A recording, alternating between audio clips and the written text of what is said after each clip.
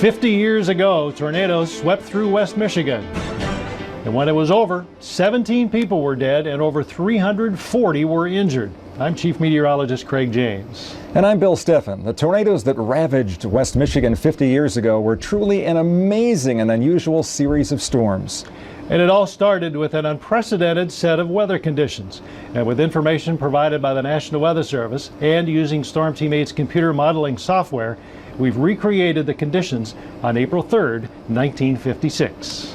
To begin with, unseasonably warm temperatures made the spring day feel like midsummer. By 4 o'clock in the afternoon, the thermometer reached the upper 70s, a full 26 degrees above average. Even more unusual was the humidity adding to the summer-like conditions. Very dry air moving in from Iowa and Wisconsin, along with very strong winds throughout the atmosphere, all combined to create conditions more commonly seen in the southern plains, not here in West Michigan.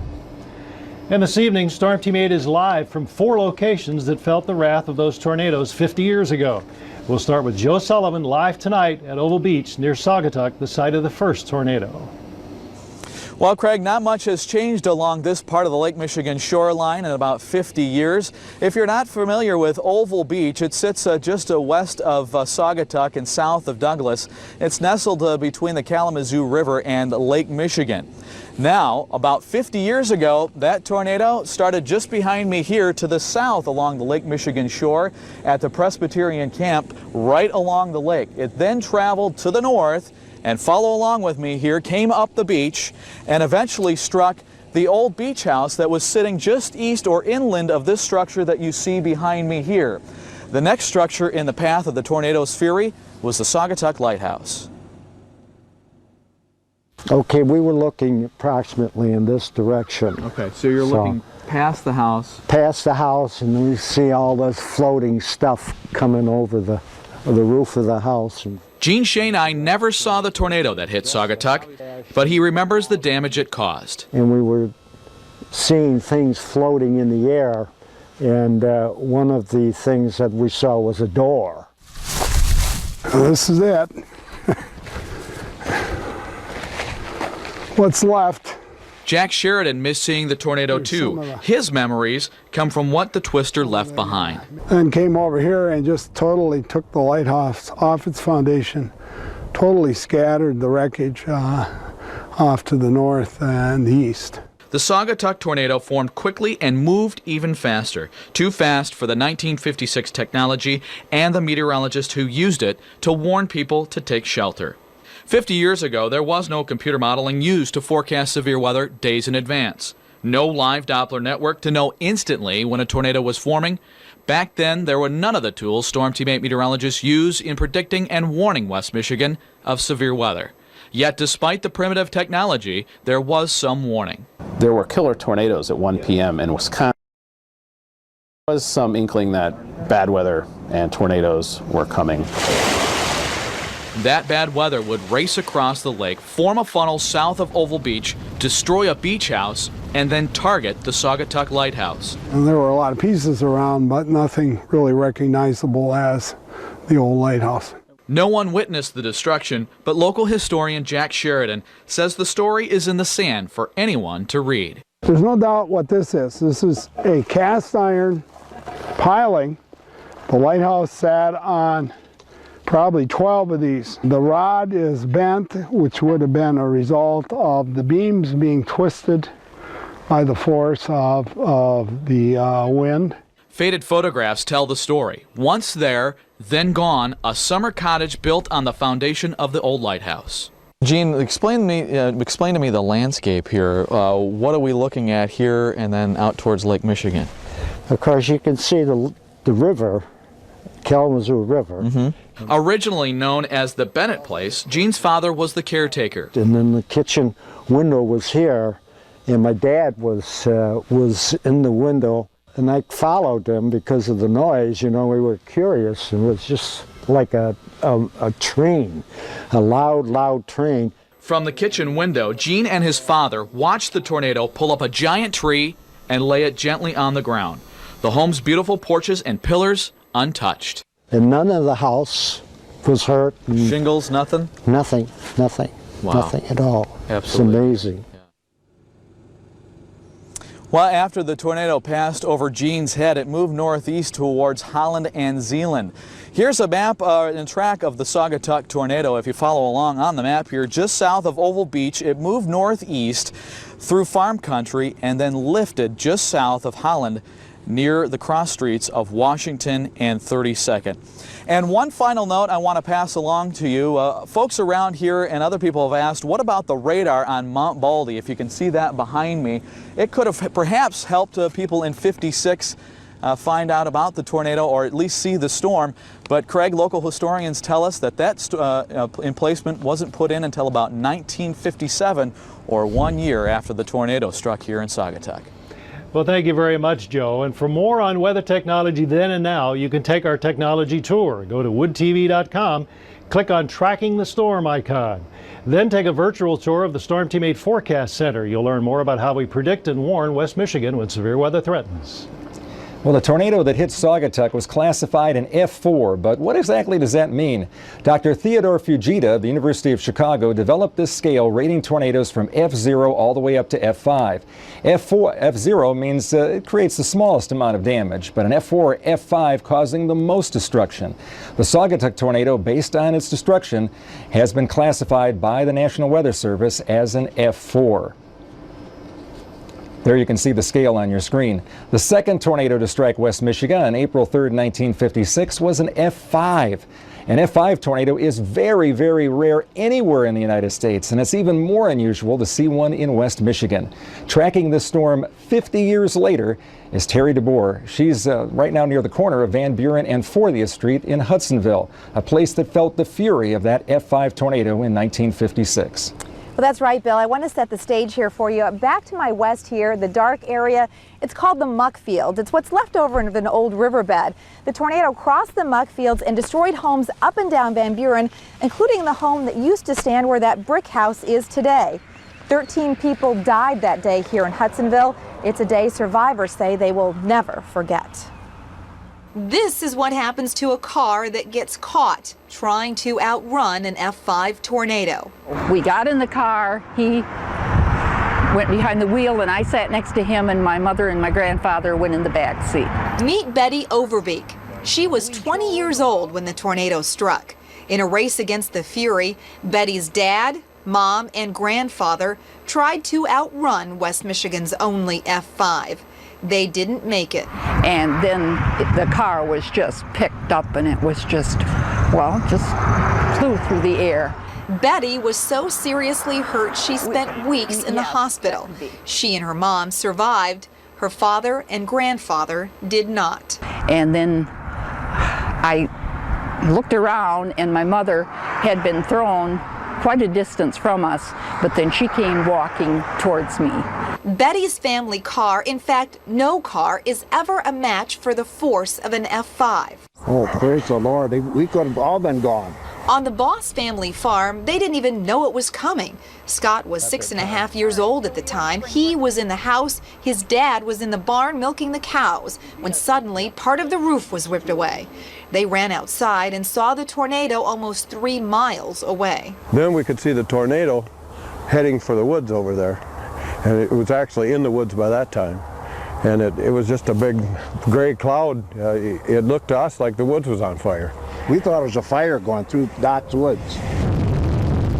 Through Doc's woods and beyond, this tornado stayed on the ground for almost an hour.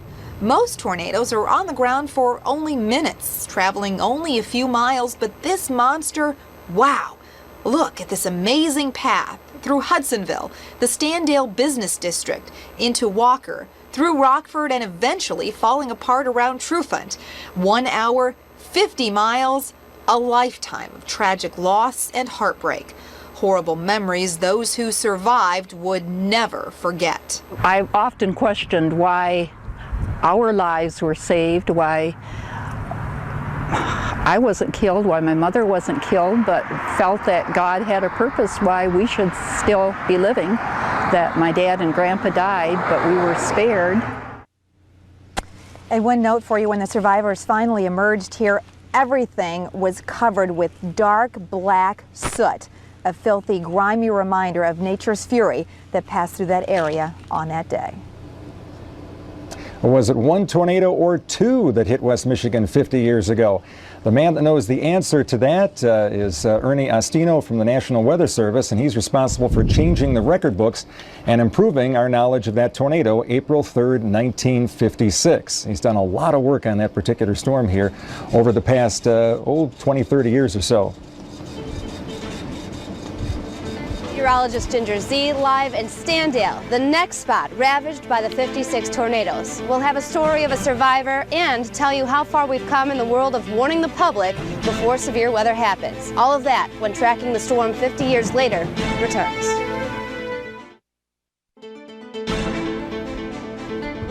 For over 50 years, everyone, including the National Weather Service, thought the tornado that started in Saugatuck was the same tornado that also traveled through Hudsonville and the Standale Business District. The house sat here. It was actually probably over to here. You can actually see the outline. I think you can see the perimeter, this kind of square area, and that was the basement part of the house. And it just lifted up and disintegrated and was carried a couple hundred feet. And thanks to the detective skills of Ernie Ostino, we now know differently. As one of the lead forecasters for the Kent County National Weather Service, Ernie has spent more than a year recreating the path of the tornadoes.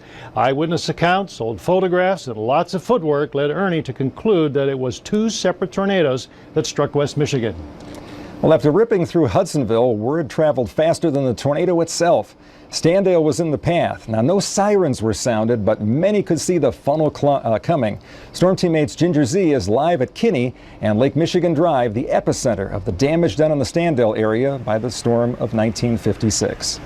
Well, that's right, Bill. This intersection was much different, but it was developed and then leveled here in Standale back in 1956. Let's take a look with our other camera, give you a perspective of what Lake Michigan Drive looks like today. As you're looking east, back toward Grand Rapids, as we swing the camera south and eventually west, we'll see the string of businesses and homes that make what Lake Michigan Drive is to us today. Now, this land originally was owned by the man Standale is named after, Howard Stanton. He developed the area, starting with the corner here at Lake Michigan Drive in Kinney. He owned a grocery store, general store, and home right here at this intersection in 1956, right where we're standing. We caught up with Mr. Stanton's granddaughter. She was in the basement of her grandfather's store just over here when that tornado hit and ripped apart all of their lives.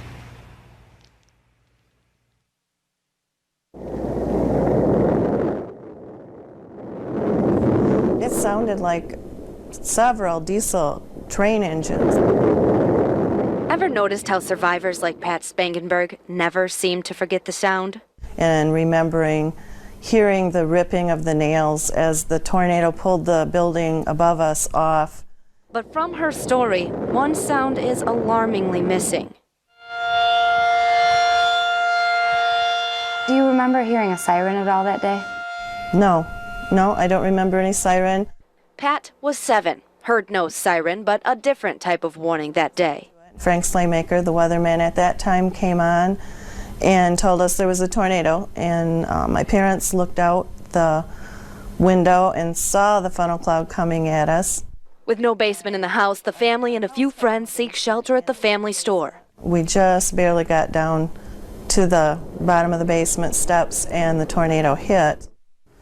And over here is where nothing is left is my grandfather's store that we were in, the basement. So you were in here? Yeah. Pat and 20 others emerged from the rubble, alive and in shock. Oh my goodness, we just lost our whole life.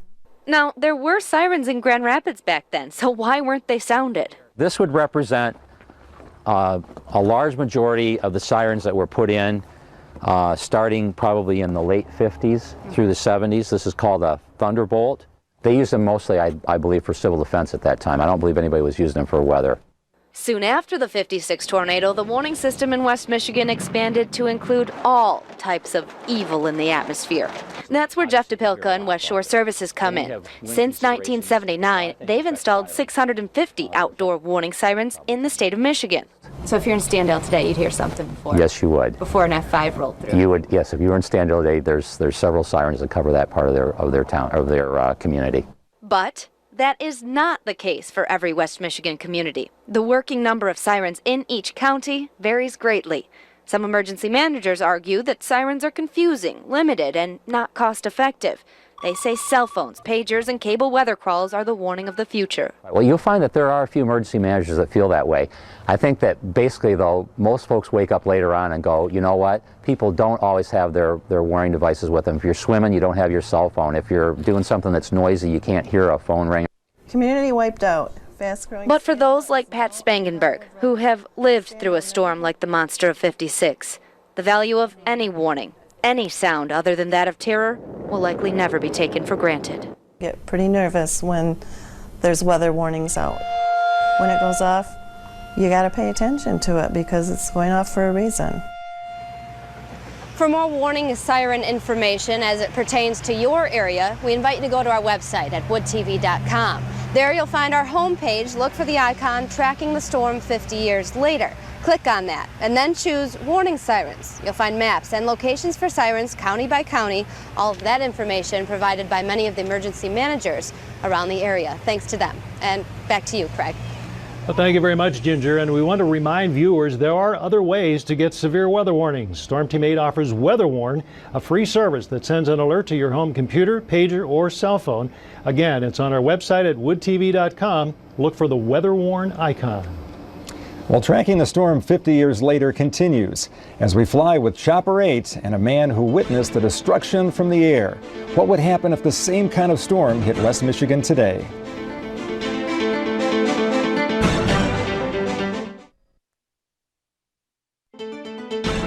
We've told you about two separate West Michigan tornadoes in 1956, the one in Saugatuck and the other referred to as the Hudsonville-Standale tornado. But did you know there were a total of 4 tornadoes that roared through Michigan on April 3rd, 1956? Early in the day, a tornado was spotted near Manistee. That tornado killed 2 people as it swept past Thompsonville to just south of Traverse City. Then, around 7:30 p.m., an F3 tornado was sighted near Bangor in Van Buren County. It moved northeast through Allegan County into Kent County before lifting near Lowell.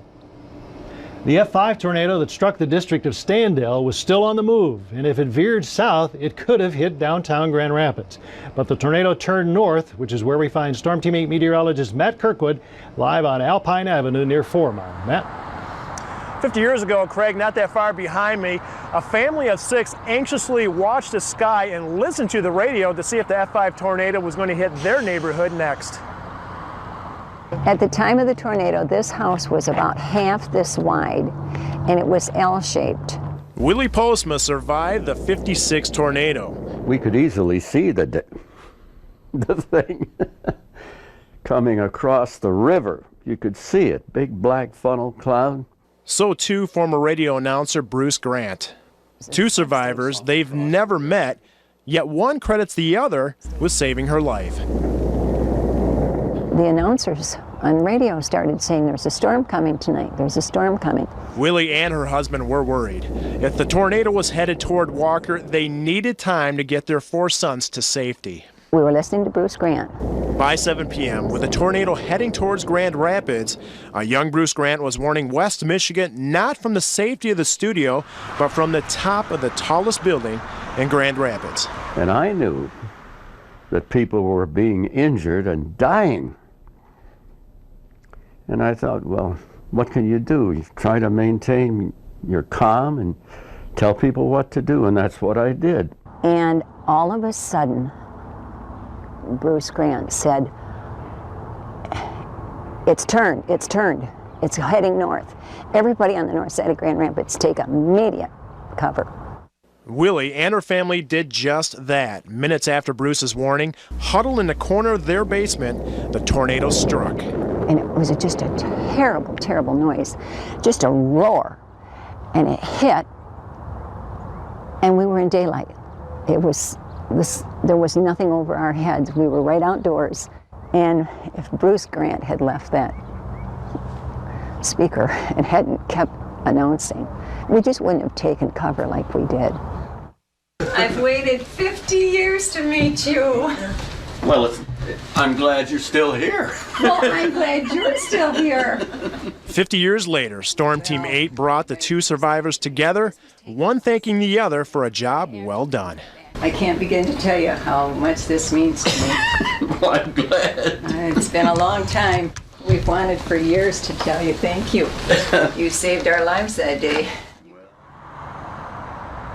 And interesting to note, the April 3rd, 1956 tornado was one of two F5 tornadoes to ever hit Michigan. The other one was the Flint Beecher tornado, and that was the last one to kill over 100 people. Craig? Well, thank you, Matt. And when the tornadoes here in West Michigan were all over, 17 people were dead and more than $1 million in damage was caused by West Michigan's only F5 tornado. But what would happen if the same kind of storm followed the same path today? Homes destroyed and cars and everything laying around, and oh yeah, extensive trees down, and it was a real sharp path. Of course, we didn't have all these homes here then, so. Now, Bill Chasson worked for the National Weather Service and 50 years ago flew the path of the tornado from Hudsonville to Standale. Storm Team 8 did some digging and came up with some numbers representing populations then and now. In 1956, there were just over 8,000 people living in the Hudsonville and Georgetown areas. No surprise, the number of people living in the same area has grown throughout the years. Estimations today are over 52,000 people. When we return, what every home should have in case of emergency weather or otherwise, as Tracking the Storm 50 years later continues. Well, what should you have on hand in case of an emergency? For that, we go back to Storm Team 8's Ginger Z.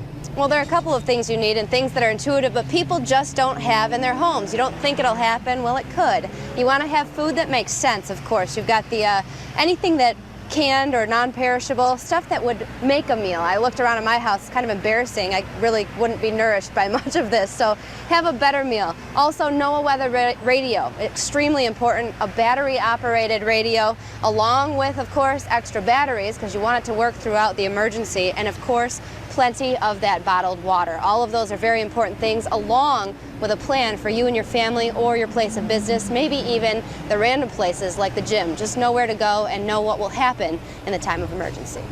Well, thanks, Ginger. And the city of Hudsonville and the National Weather Service are working to promote severe weather safety by commemorating the 1956 tornado. On April 3rd, this plaque listing the 17 people who died 50 years ago will be dedicated. The event starts at 5:30 at the Hudsonville High School. All survivors and their immediate family are invited to attend. Now, for more information on the commemoration, along with more information on the 56 tornado, please visit our website at woodtv.com. And thank you very much for joining us this evening.